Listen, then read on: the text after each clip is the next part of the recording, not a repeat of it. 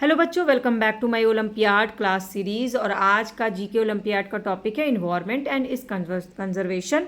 और ये टॉपिक बच्चों को बहुत पसंद आता है। और इसके जो टेक्स्ट मेन टॉपिक्स हैं, सब टॉपिक्स वो हैं हमारा एटमॉस्फेयर, उसमें एयर के बारे में, वाटर के बारे में, सॉइल के बारे में, इन्वायरमेंट से रिलेटेड हेल्थ इश्यूज़ जो भी है, जैसे क्वेश्चन ओलंपियाड में अब तक पूछे गए हैं और आगे भी पूछे जाएंगे कंटिन्यूस वे में, वो सारे क्वेश्चन को हम सॉल्व करेंगे सिर्फ 15 मिनट में।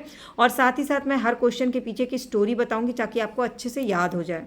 तो चलिए शुरू करते हैं। Rohan is suffering from typhoid. Rohan को टाइफाइड हो गया। What could be the possible reason for this? उसको टाइफाइड क्यों हुआ होगा? तो टाइफाइड तब होता है जब हम गंदा पानी पी लेते हैं। यानी कि इसका आंसर क्या होगा? ही ड्रैंक पॉल्यूटेड वाटर, क्योंकि हमारे पेट में दिक्कत होने लगती है टाइफाइड होने पर। ठीक, तो टाइफाइड का रीज़न क्या होगा? गंदा पानी पीना। Second question, which of the following will cause Elgon Bloom in water body?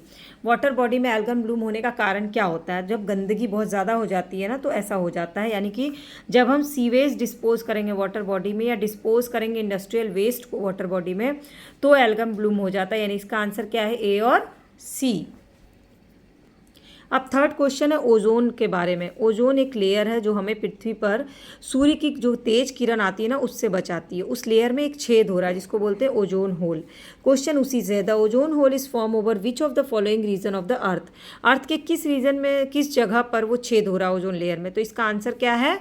Antarctica के जस्ट ऊपर जो ओजोन लेयर है वहाँ पर छेद हो रहा है। और पॉल्यूशन, बहुत ज़्यादा pollution, CFC gas, chlorofluorocarbon gas के कारण ओजोन लेयर में छेद हो रहा है। और अगर वो छेद ज़्यादा बढ़ गया ना, तो सूरज की जो रोशनी है वो हम लोगों की स्किन को नुकसान पहुंचाएगी। नेक्स्ट क्वेश्चन है, when water droplets get large enough to fall? जब पानी की बूंदें खूब भारी हो जाती हैं फ्रॉम द क्लाउड, ताकि वो बादल से गिरने लगे, इस पोजीशन को क्या कहते हैं? तो इसको कहते हैं प्रीसिपिटेशन। अब यहाँ आपको इनकरेक्ट मैच खोजना है। कॉजेज ऑफ सॉइल इरोजन और उसको कंजर्वेशन करने का तरीका क्या है? जैसे running water carries the top soil with, पानी, बहता हुआ पानी जो है वो टॉप सॉइल को बहा के ले जाता है। उसके लिए क्या ज़रूरी? इम्बैंकमेंट कराना, यानी बांध बनाना। Strong wind blow away humus rich soil, जब तेज़ हवा चलती है तो ऊपर मिट्टी का ऊपर जो ह्यूमस वाला लेयर होता है वो उड़ जाता है। इसको क्या करना है, कैसे रोकना है इसको? विंड ब्रेक्स लगा करके। इनडिस्क्रिमिनेट फेलिंग ऑफ ट्रीज, पेड़ जो है वो सही बराबर से नहीं लगे हैं, तो उसके लिए क्या करना होगा? रिफॉरेस्टेशन करना होगा। यानी कि ये तीनों ही मेथड सही है। तो आंसर क्या होगा? None of these. Which of the following can not cause soil pollution? इनमें से कौन सा है जिसके कारण मिट्टी का प्रदूषण नहीं होता है? इंडस्ट्रियल वेस्ट मिट्टी में जाएगा। हाउस होल्ड वेस्ट, जो घर से कचरा निकलता है, मिट्टी में जाएगा। एक्सेसिव यूज़ ऑफ फर्टिलाइजर मिट्टी में ही मिलाया जाएगा। लेकिन वेहिकुलर एमिशन, जो धुआं निकलता है व्हीकल से, वो मिट्टी में नहीं मिलेगा, वो एयर में मिलता है। तो आंसर क्या होगा? ये।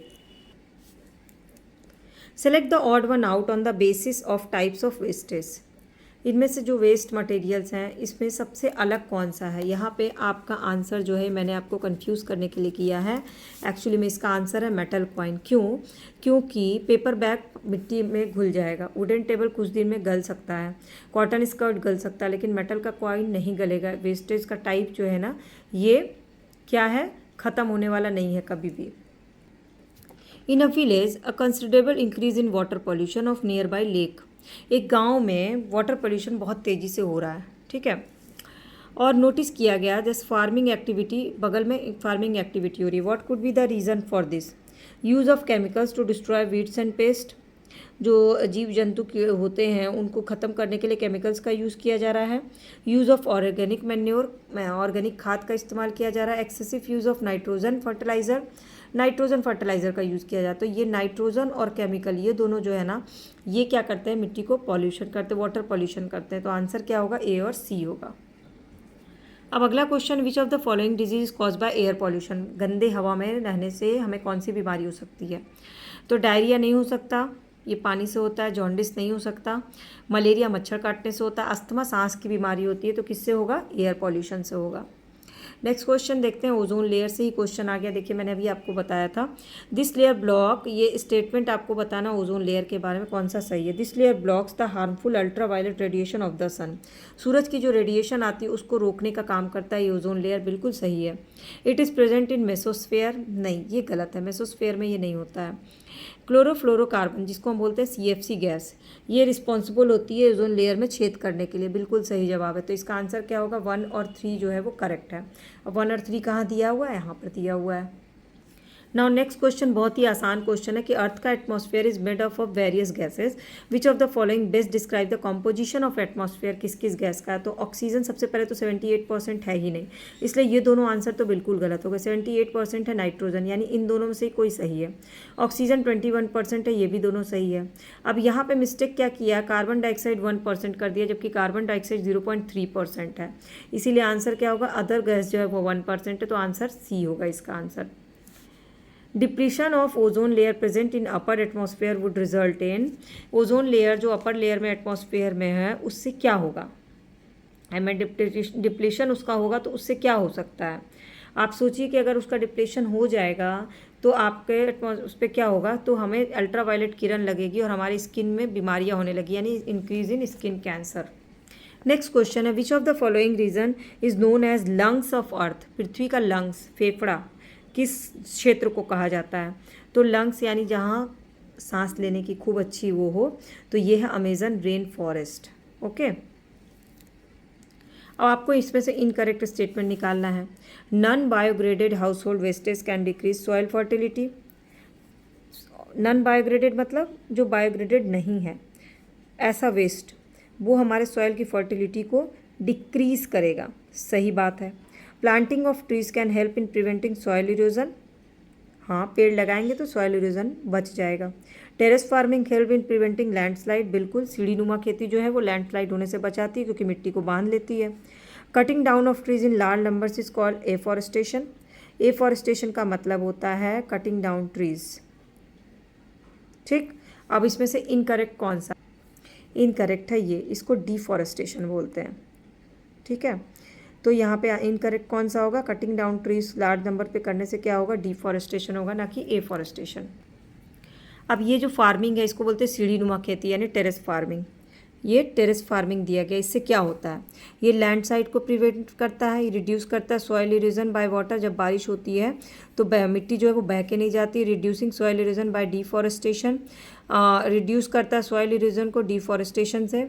इसका आंसर क्या होगा? तो इसका आंसर होगा ए और बी, ये दोनों होता है। लैंडस्लाइड होने से रोकता है और सॉइल इरोजन को होने से रोकता है। और ये जो टेरेस फार्मिंग होती है माउंटेन्स में ज़्यादा होती है। Minamata disease can be cause due to. Minamata disease किस कारण से होता है? तो Minamata disease smoke present in air. जब हवा में धुआं होता है ना तो उससे मिनीमाटा डिजीज़ हो जाता है। How can toxic chemicals in the soil harm you. मिट्टी में जो टॉक्सिक केमिकल्स होंगे वो आप तक कैसे पहुंचेंगे? हमारे तक पहुंचेंगे पता है कैसे?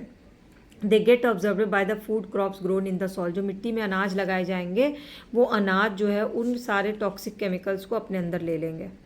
ठीक है। How can we increase the ground water level. हम ग्राउंड वाटर लेवल को कैसे बढ़ा सकते हैं? ग्राउंड वाटर लेवल बढ़ाने का तरीका क्या हो सकता है? तो हम वेस्ट वाटर, ये by planting more and more trees, इससे वाटर लेवल बढ़ेगा। By treating waste water before dumping into rivers, by rain water harvesting, both A and C. तो इसका आंसर क्या होगा? ये होगा by treating waste water before dumping into rivers. इससे ground water का लेवल बढ़ेगा। चलो, अब बड़ा इंटरेस्टिंग सा क्वेश्चन है। ये बस है, इस बस के पीछे से धुआं निकल रही है। इस पिक्चर को ध्यान से देखना और आपको बताना है कि बस वाला ऐसा कौन सा काम करे जिससे कि ये पॉल्यूशन रुक जाए। सबसे पहले तो इसको सर्विसिंग करानी चाहिए ना बस की। तो देखो पहला ही ऑप्शन दिया है, send the bus for servicing more regularly. इसके आगे आपको पढ़ने की ज़रूरत ही नहीं है। पाइप को ढकना चाहिए उसको, नहीं, उससे कोई फ़ायदा नहीं होगा। प्लास्टिक बैग से ढक देगा, उससे भी फ़ायदा नहीं होगा। साइलेंसर लगा देगा, उससे भी फ़ायदा नहीं होगा जब तक इसकी सर्विसिंग नहीं कराएगा। एक बड़ा अच्छा सा स्टेटमेंट है, earth provide enough to satisfy every man needs. पृथ्वी जो है इतना कुछ देती है कि हर इंसान की ज़रूरत पूरी हो सकती है, but not every man's greed. लेकिन हर इंसान की लालच को पूरा नहीं किया जा सकता। हु स्टेटेड दिस, ये बात किसने कही थी? ये बात कही थी हमारे महात्मा गांधी ने। अब इसमें आपको बताना नॉन बायोग्रेडेड थिंग्स कौन से हैं। जो भी लिस्ट नीचे दी गई इसमें नॉन बायोग्रेडेड थिंग्स कौन सी हैं? तो सबसे पहले आप देखिए पेपर, सेकंड नंबर पे plastic toys, gold necklace, roasted Apple, credit card, ceramic bowls. अब आप इसमें ध्यान दीजिए, plastic toys, gold necklace, credit card और सेरेमिक बाउल्स। ये क्या है? ये बायोग्रेडेबल है? नहीं, बायोग्रेडेबल नहीं है ये सारी चीज़ें। तो आंसर क्या है यहाँ पे? 2, 3, 5 और 6 आंसर है इसका। Ramit classify few things under 2 different categories as shown in the given classification table: plants, microbe, animals, soil, water, air. Identify x and y in it. अब इनमें से x कौन सा और y कौन सा है आपको पहचानना है। बहुत इंटरेस्टिंग क्वेश्चन है। Biodegradable, non biodegradable, biotic, abiotic, non biodegradable, biodegradable, abiotic, biotic. Identify X and Y in it. इनमें से एक्स में क्या क्या है? Plants, microbes and animals. Plant, microbes और एनिमल्स क्या हैं बताइए आप? ये है बायोटिक। और सॉयल, वाटर और एयर क्या है? एबायोटिक है। तो आंसर इसका क्या होगा? बी होगा। अब देखिए एक डायग्राम दिया गया है और शो करता है ये steps of water cycle. Rain हुआ, भाप बना, वो गया बादल में और फिर रिवर में चला गया बारिश के बाद। अब इसको आपको कंटिन्यूअस वे में लगाना है। पहले कौन सा होता है, सेकंड कौन सा होता है, ये आपको स्टेप बाय स्टेप लगाना है। सबसे पहले आप पहुंचिए, कहाँ पहुंचिएगा? ओ, ये है रिवर, ठीक है। सेकंड पे पहुंचिए रिवर, सूरज की गर्मी से रिवर का पानी भाप बन गया, ठीक। अब वो भाप बन गया तो भाप बन के कहाँ गया? बादल में गया, पी। और बादल फिर जाके बरस गया और फिर कहाँ आ गया? रिवर में आ गया। तो NOPM, ONPM, ONPM इसका आंसर है। अब आप देखिए, study the given table showing the bacterial count, oxygen level and the number of green plants and animals in the river near each of the 4 towns. PQRS, which town is situated near an unpolluted river? आपको देखना है कि कौन सा town जो है unpolluted river के पास है। यहाँ पे बैक्टीरियल काउंट सबसे कम कहाँ है? एस में है। ऑक्सीजन लेवल सबसे ज़्यादा जहाँ होगा वहाँ पॉल्यूशन कम होगा, तो ऑक्सीजन लेवल सबसे ज़्यादा किसका है?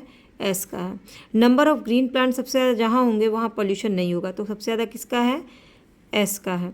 नंबर ऑफ एनिमल सबसे ज़्यादा जहाँ रह रहे होंगे यानी कि पॉल्यूशन वहाँ कम होगा, तो ये क्या है? एस का है। तो आंसर क्या हो जाएगा? एस हो जाएगा। ये बड़े बड़े जो क्वेश्चन है देखने में ही बस मुश्किल होते हैं, सॉल्व करो तो बहुत इंटरेस्टिंग होते हैं। अब इसमें क्या आपको मैच करना है? Water pollution, air pollution, soil pollution, noise pollution, किस एसिड रेन, स्ट्रेस, कॉलेरा और बैरन लैंड, ठीक है। अब इसमें आप चलिए सबसे पहले वाटर पॉल्यूशन। वाटर पॉल्यूशन से होता है कॉलेरा, ओके। फिर आप चलिए एयर पॉल्यूशन। एयर पॉल्यूशन में ज़्यादा होगा तो क्या हो जाएगा? एसिड रेन हो जाएगा। फिर आप चलिए सॉइल पॉल्यूशन। सॉइल पॉल्यूशन जो है वो लैंड को क्या कर देता है? बैरन कर देता है। और नॉइज़ पॉल्यूशन से क्या होता है? हमें स्ट्रेस होता है, राइट। तो आसानी से समझ में आ गया ना आपको। तो आज ये इन्वायरमेंट वाला टॉपिक भी ख़त्म हो गया हमारा। अब तक जो है 5 चैप्टर जो वो ख़त्म हो गए हैं जीके ओलंपियाड के, और 4 चैप्टर और बचे हैं, वो भी मैं अपलोड कर दूंगी। बस आप इसको देखते रहिए और रिवीजन करते रहिए ताकि एग्ज़ाम में एक भी गलती मत करिए। जब फुल मार्क्स आएंगे ना तो ही आपके ऑल इंडिया में रैंक आएगी, और रैंक आने के लिए थोड़ी मेहनत तो आपको करनी पड़ेगी। और इसके लिए सब्सक्राइब फॉलो बटन को क्लिक कर लीजिए, और नीचे कमेंट सेक्शन में कोई डाउट, क्वेरी, क्वेश्चन रह गया हो तो पूछिएगा, और वीडियोज़ कैसी लग रही है ये भी बताइएगा।